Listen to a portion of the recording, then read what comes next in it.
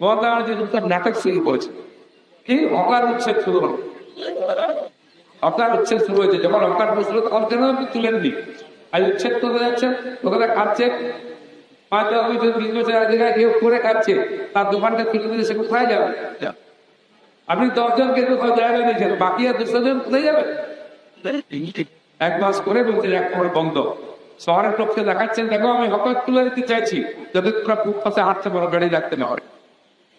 আর যারা হকার তাদের বলা হলো বাস এখন ভুলে যাবেন নিয়ম।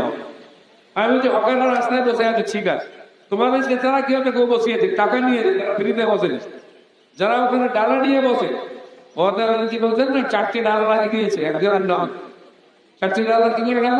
আপনার মাউসে কি করছিল, আপনার পুলিশ কি করছিল, তাকে 1টে ডালা অনুমতি দিয়েছেন, 4টে ডালা, একটা ফ্রি, 3টে পয়সা দিয়ে লাগিয়ে দিয়েছে, আপনার নেতারা লাগিয়ে দিয়েছে, আপনার পঞ্চায়েতের লোক, আপনার কর্পোরেশনের লোক, আপনার কাউন্সিলর, তারাই বসিয়ে।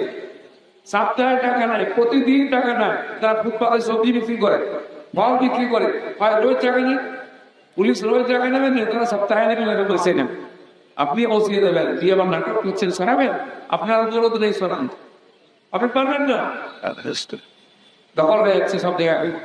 আরে যদি দম থাকে আপনি আগে দেখান, টিএমসি যত অফিস যেখানে আছে কোনো কাগজ নেই, সব সরকারি জায়গায় আছে, অফিসগুলো আগে ভাঙুন। যদি আপনার কাছে মূল্যায়ন থাকে, আগে টিএমসির অফিস ভাঙুন, আগে 3 জেলার অফিসটা ভাঙুন, তার কোনো কাগজ দেবে না।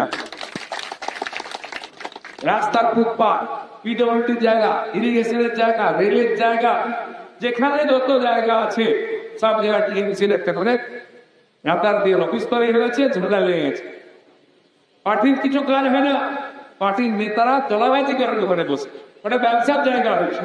যখন টিএমসির অফিস এখন হচ্ছে ব্যবসার জায়গা, ওই এলাকার যত জায়গা দোকান পাট থেকে আরম্ভ করে ব্যবসা করা যায়, যেখানে সব জায়গা থেকে টাকা তোলা হয়, আর সে টাকা যাবে যেমন টোল ট্যাক্সের হয়, এর দুজন রাস্তা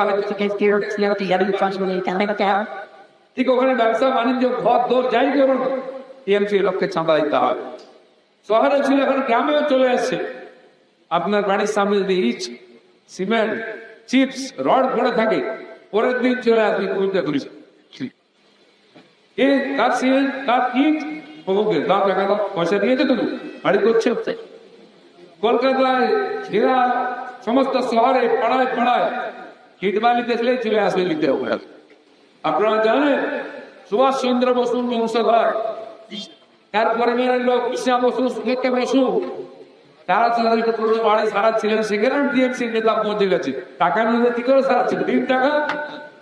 আর সুভাষ চন্দ্র বসু যারা বংশধর, তারাও সুরক্ষিত নয়, তাদেরকেও কাটিয়ে নিতে হচ্ছে, তারাও তোলাবাজি শিকার হতে হয়। আর মমতা ব্যানার্জি আমাদেরকে বোকা বানাচ্ছেন, হকার তুলে দেবেন, হকারদের ভয় দেখাচ্ছেন কলকাতায়, এবার ভোট কমে গেছে, ভোট দিতে হবে না, তুলে দেবো। আর যারা ভদ্রলোকেরা শিক্ষিত লোকেরা এই চুরি ডাকাতি থেকে ভোট দেননি কলকাতা, তাহলে বোঝা যাবে আপনি আমি নিয়ে আমার খুব চিন্তিত, আমি রাস্তাঘাট খালি করে দেবো, আমাদের ভোট পাতি গান। মমতা ব্যানার্জি এই চালাকি, এই মিথ্যাচার আমরা দেখে আসছি প্রায় 12-14 বলে খাওয়া ভিতরে, এখনো সেটাই চালাচ্ছে উনি। ঘটনা নাটক, কিন্তু করার কিছু নেই, বেতন নেই, ডিএ নেই, ধর্ণা আন্দোলন, পরীক্ষার প্রশ্ন চুরি, সব রকম হয়ে যাচ্ছে, চাকরি চুরি, কে পরীক্ষা দিচ্ছে, কে পাস করছে, কে চাকরি পাচ্ছে, তার কোনো অভাব। এগুলো নিয়ে মানুষ চিন্তিত।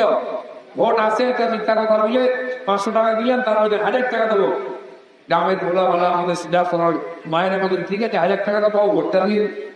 আর এই ভোট দিয়েছেন 5 বছর আপনাকে স্বাগত করবো, আপনার বাড়িতে জল আসবে না, আপনার রাস্তা ঠিক হবে না, আপনি রেশন সময় পাবে না, আপনার ছেলেকে উনি চাকরি পাবে না, আপনার কতটা চাকরি করবো যারা বলে বেতন পাবে না, দিয়ে পাবে 1000 টাকা পোস্ট দেওয়ার জন্য, ওই একবার লোক দেখিয়ে 5 বার ভোট পেল।